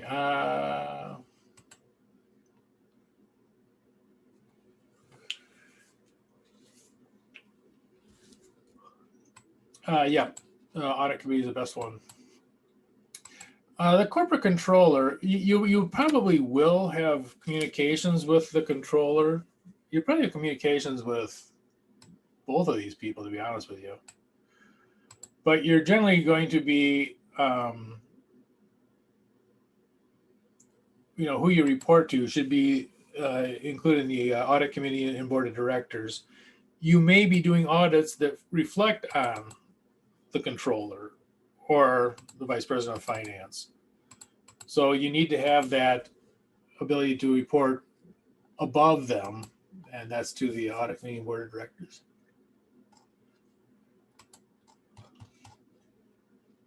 Okay, all of the following refer to the competence of the internal audit function except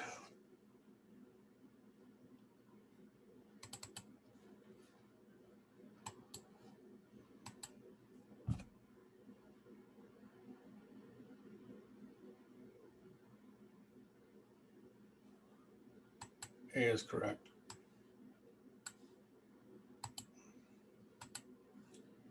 The part this would be this would relate to objectivity, not competence.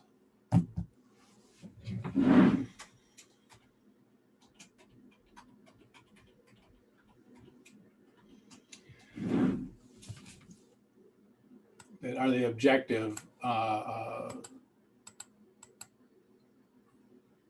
You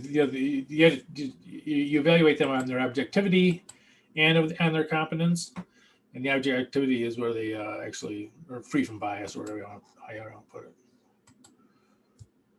An independent auditor might consider. Independent auditor might consider the procedures performed by the internal audit function because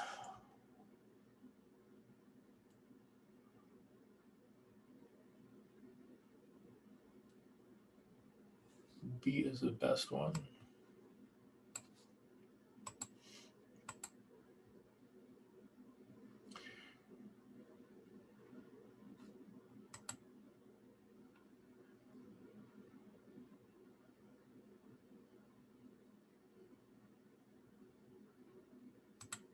Yeah, yep, that's the best one. The employees whose work must be reviewed. The must is not there. You do not have to review their work for substantive testing. You may, but you don't have to. Okay, so I'm going to end this book. You guys are at, you did all of them. Okay.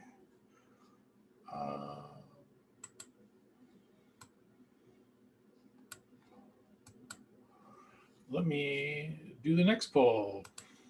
Hey. Okay, let's do large polling. Okay.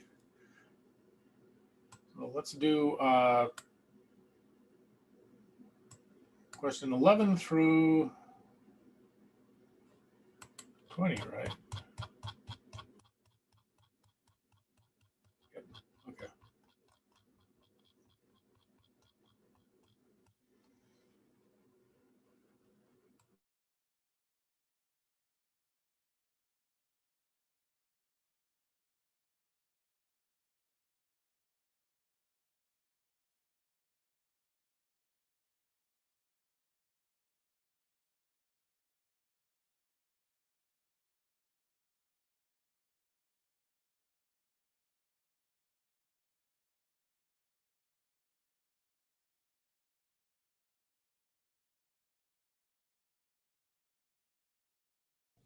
Hey, Professor, on question 3, which is question 13, there are 2 C's are we to assume the second one after the A is the B?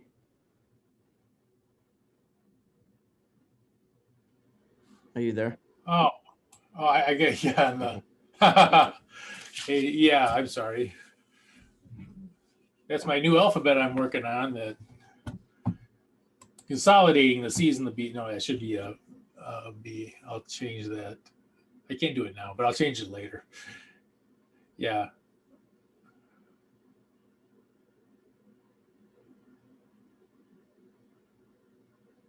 Yeah, so the first C will be a B.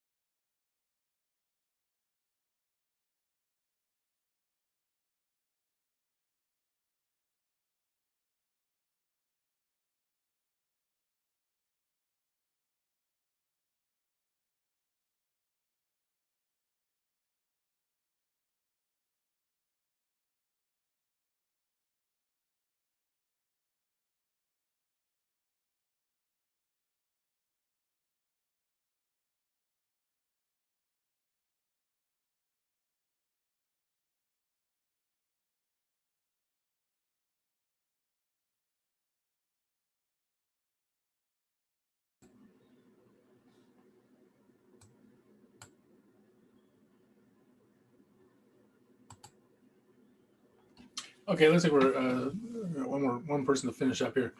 So what I think I'm going to do, we're not going to get to the monetary unit sampling. Next week, we probably will start out with that. It's the last of the three. We had the classical sampling, the sampling overview, which is basically an attribute sampling one. And then the last one we'll do is the monetary unit sampling. And that kind of wraps up the sampling. And so when we finish that one up, we're going to spend a little bit of time on that one, because that one actually, in real life, it's quicker, but it actually has some kind of quirky stuff going on with it. So anyway, that will be the, what we'll do next week. So I think what we'll do,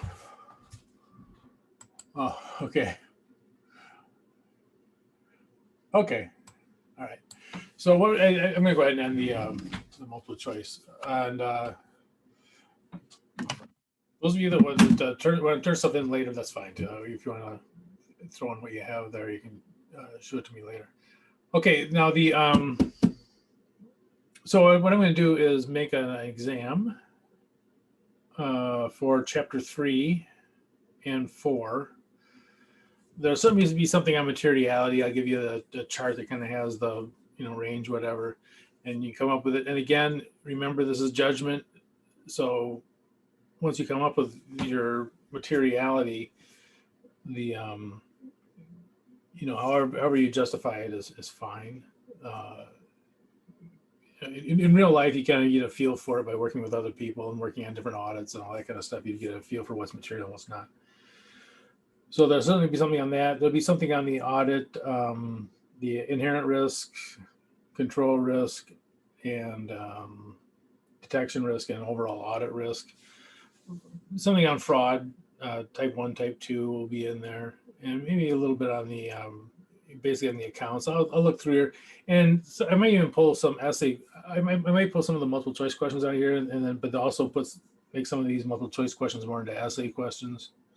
So it'll be basically on the stuff that we covered in the textbook, and the handouts are on the multiple choice. It'll basically be mostly coming out of those. Okay, so I'm going to end the polling. Share the results, and where am I at? Oh, I got to share my screen now. Here we go. And first of all, I'm on the wrong page.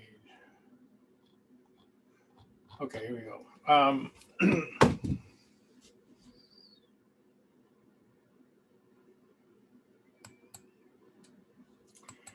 Okay, first one.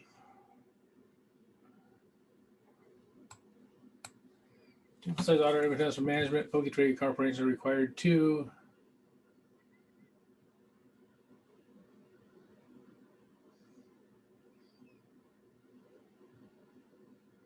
Yep.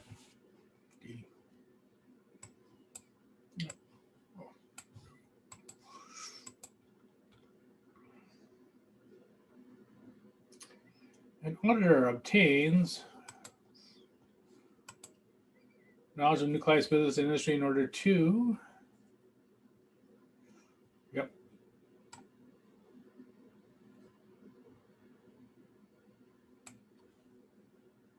Yeah, you gotta know what could go wrong.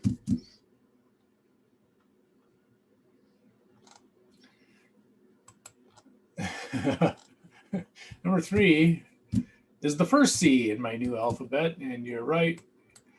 Related party transactions. And by the way, notice what this is.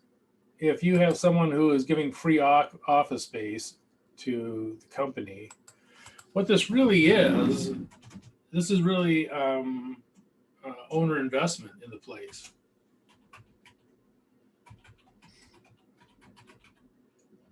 So it's additional owner investment in the place, really, because what they're doing is they're basically investing into the business, whatever that would be for that rent.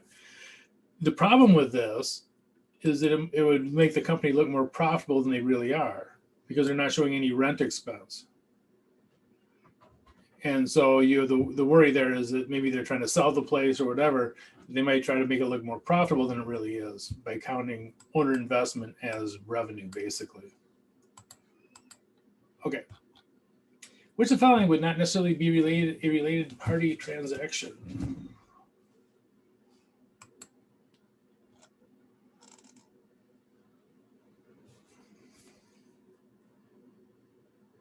Yeah, certainly the first one would.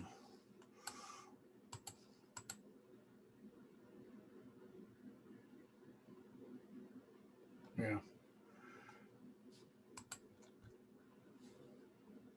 In the context of audit final statements, substantive procedures are audit procedures that. Yep.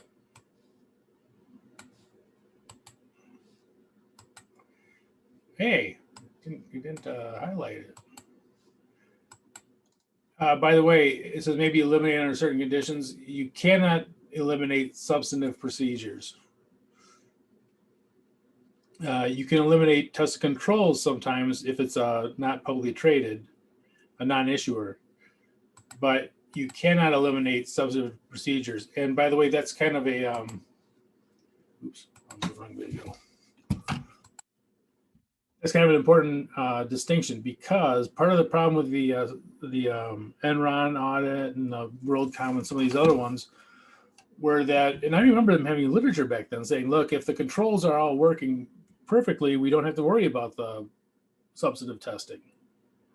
You know, there's this idea that if the controls were working perfectly, or very well, that you wouldn't have to do substantive testing, which is obviously not the case, because there's all kinds of problems with internal controls that they could be overridden. There could be accidents made with them. You know, there could be collusion. There's all kinds of things that can foil an internal control. So that's not allowed anymore. You can eliminate substantive testing. Oops, I'm doing something wrong here. Okay. Where am I? Question 16. Total misstatement is yes. D. Utility may amount to a specific account. And I think I told you this before. This is also known as performance materiality.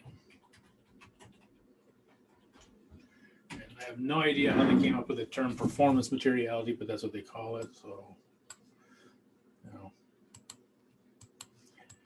So they get to a specific account, something's called performance materiality. I think probably because they're going to perform the audit, that they use that materiality when they perform the audit procedures or something. I'm not sure. Okay, 17. Which is something is not a qualitative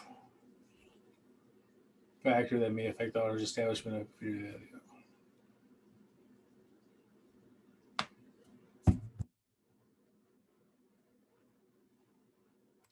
Yeah. Perfect. That is a quantitative.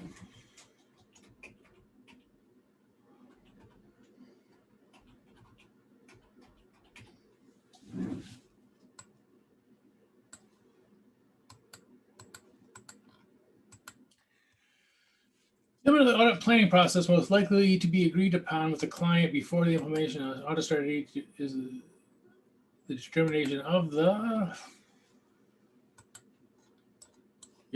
timing. Yeah, you gotta let them know when you're gonna show up. But by the way, we do not share with the client these other things. You know, so remember in that one, the previous test that they said that the client wanted to have all the work papers so they could go show the bank that they are in good shape or whatever. And you guys correctly identified that there's two problems with that. That they never say that they're 100% accurate, but you also never give your entire work papers to your client, because you don't want them to know you're testing. What you said is materiality. There might be other things in there that are, kind of more personal in nature. Maybe you did an investigation of someone who claimed that someone was embezzling something and you investigated and there wasn't a problem. You don't want that kind of stuff out. There's all kinds of reasons why you do not share the entire work papers. If there's something that they need, for instance, if you said, okay, we found 12 accounts receivable that are misstated, it's perfectly reasonable for the client to say, can you give us those 12 accounts receivable so we can make the corrections? That's perfectly reasonable. You can share with them things like that, if you found something that is misstated and they want to correct it, to give them the information on that from the work papers, but you do not hand over the entire work papers to them.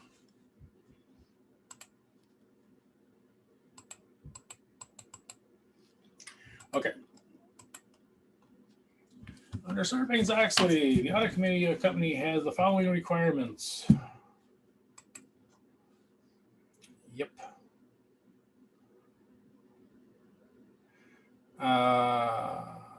Each member is independent. They have to be independent on their. Oh, I shouldn't do it in that color. That's going to be the. Let's put this down here.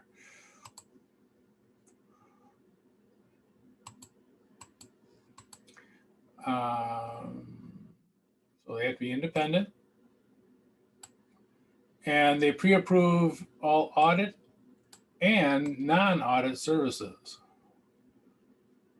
So if you're the auditor, they will approve you for the audit, but also anything else has to run through them.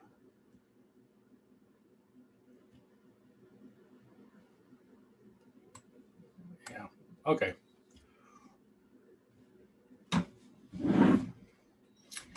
Last,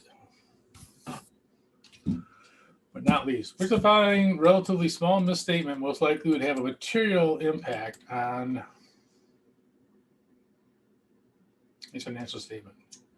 Illegal payment to a foreign official that was not recorded. That is it. That's a violation of the Foreign Corrupt Practices Act. It's a felony.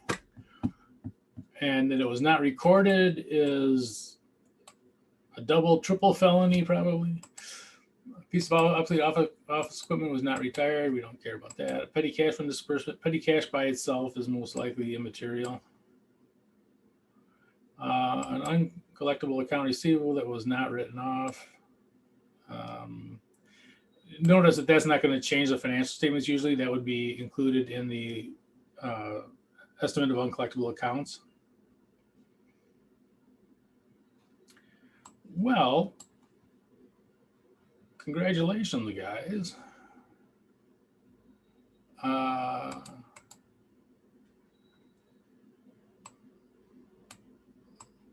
That was 100%.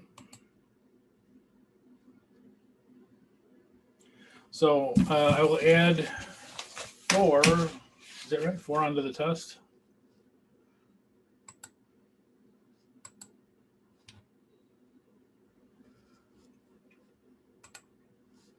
Okay.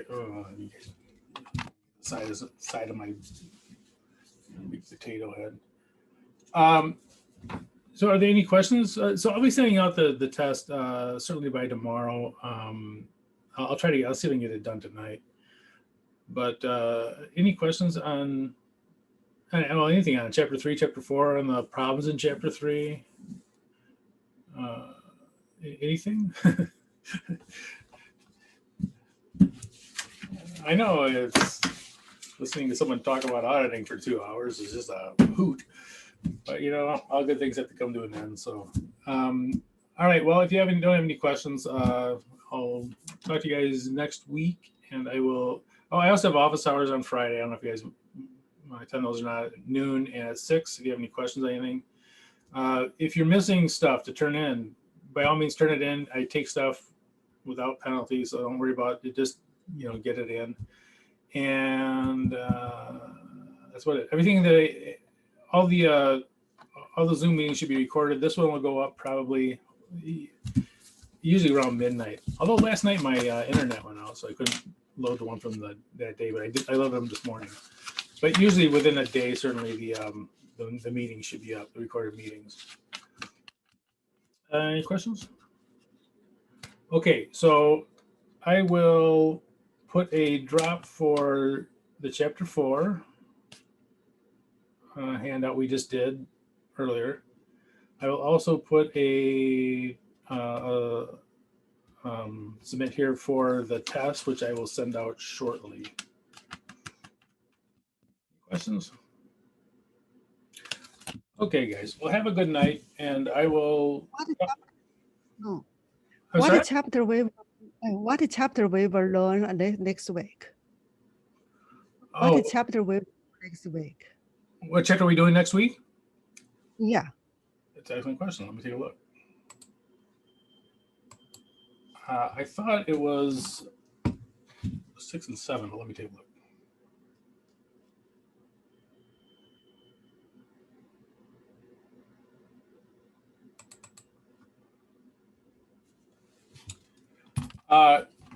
We're starting 6 and 7. 6 and 7. Yeah, so 6, I'll take a look at it. 6 and 7 are both on internal controls. And they're a little bit wacky. Internal controls, I think I told you one of them were, there's a lot of logic in them and stuff like that. But anyway, so we'll do the 6 and 7 internal controls. So start off with chapter 6 next week. So next week, chapter 6, and then and 6 and 7 I'll put together, and I'll probably put those both in the same handout. I haven't looked at it. I'm not sure why they have it separated. Usually there's just one chapter in internal control, but I'll take a look and see. It could be that they have one is on internal controls for basic internal controls, and then those over computing. It looks like they have internal controls over internal control and a financial statement audit, and auditing internal controls over financial reporting. I'm not sure what the difference is there. So I'll be learning too. I'll be learning what the difference is between audit internal controls for audit reporting and over financial reporting. I imagine that they're probably more along the lines of breaking out between the audits of financial audit and those of auditing for internal controls that are done by the PCA for the issuers required by the, PCA will be ACCT433, you only have the financial statements, but for PCOB, you have financial statements and you have internal controls. You have 2 audits. And so I imagine that's what that second one is based on the audits of the internal controls for a publicly traded company. They're a little bit, they're not terribly different. There's a couple of quirks in them, but they're not, the internal control audit stuff is not nearly as detailed as the financial statement stuff. Yeah. Any questions or anything? Okay, yeah, so chapter 6 is what we'll be starting in on, and that looks like the general controls that were probably more appropriate for what we're going to be talking about. I imagine chapter 7 is more along the lines of the PCA will be. The internal control audit. Okay. All right, well, I will talk to you guys next week, and I'll send out the test hopefully tonight, but if not tonight, by tomorrow. And you'll have a week to do it. So, okay. I'll talk to you guys later. Okay. Thank you. Good night. Good night.